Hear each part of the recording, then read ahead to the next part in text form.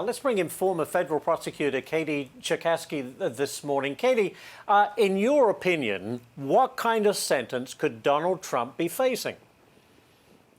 Well, we're in such a novel situation with a defendant like President Trump. So it's hard to predict that for sure. But if you're looking at what generally would be imposed in this sort of case, this is a Class E felony, which is the lowest level. That's obviously nonviolent, and it's a first-time offense. So those would all yield a sentence of no incarceration.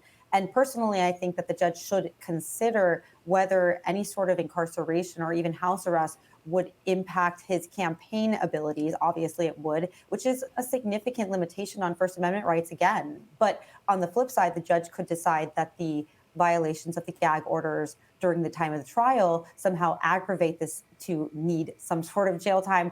Again, that would be wholly unprecedented, but there is no case law to dictate what the judge should come out with here in a case this novel. Yeah. You know, it's interesting because Eric just pointed out that this is an opportunity for the defense to make the case for their client and make a favorable impression on the court.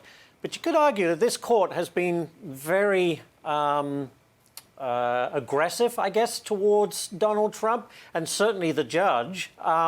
Is there a case that Donald Trump can make that will actually have any impact on the judge?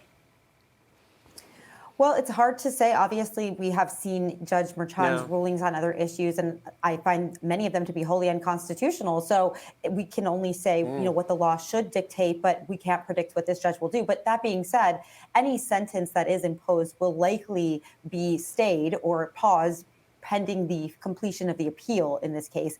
And there's another chance that even though this is kind of somewhat unrelated, the immunity case that's going to be expected to be coming down shortly may impact this case as well, because we're talking about acts that were committed during the time of the presidency. The payments and the bookkeeping were all after he was in the White House. So the impact of that remains unknown, but that could also pause any sort of execution of whatever sentence is adjudicated.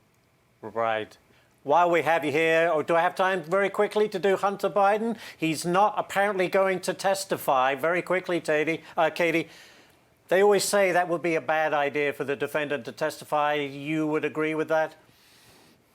In this case, absolutely. There was just too much material in his text messages that he could be cross-examined about, and it would open the door to many of the other cases that were not necessarily in front of the jurors. So he had really nothing to gain here. It's a tough case factually for him. Very interesting stuff. Always lots to talk about. Katie Cherkasky. Katie, thank you so much for sharing your expertise with us this morning. Thank you.